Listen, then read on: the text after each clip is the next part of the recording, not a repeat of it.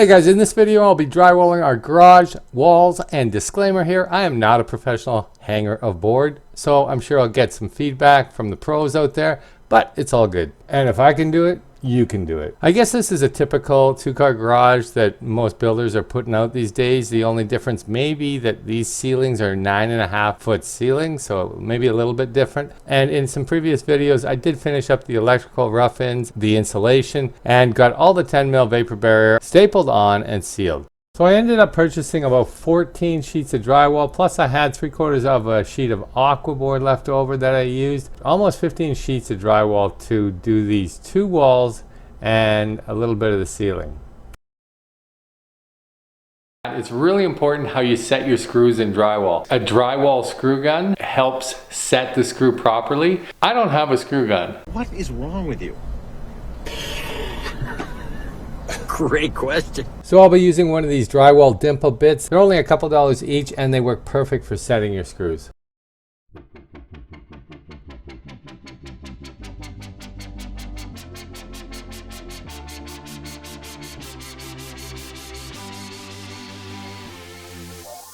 Drywall has a factory beveled edge, and you always want to have these beveled edges together so that the tape lays lower than the surface of the board. So in this case, I'll flip this one around and put the cut edge in the corner.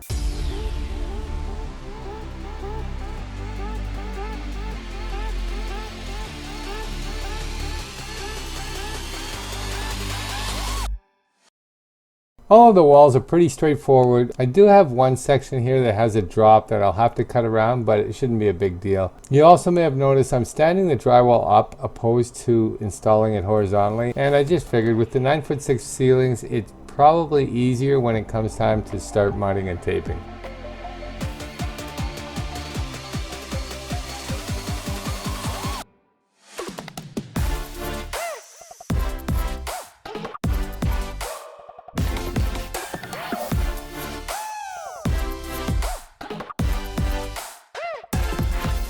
To mark each receptacle, measure over from the edge of the previous board and up from the bottom. Then just transfer those measurements to the next piece of drywall.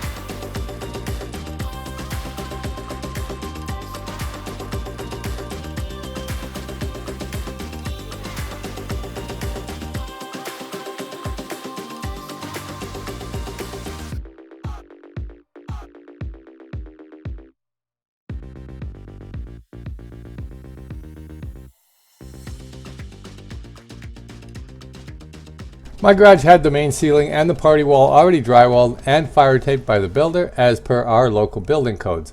So I was able to get the remainder done over the weekend, and it was pretty straightforward. However, it would have been a whole lot easier with a second set of hands. So if this is something you are thinking about taking on as your own DIY project, you might want to reach out to a friend, offer to buy them some lunch, and I don't know, tell them it'll be a blast. Thanks for watching, guys, and until next time, get out there and build something.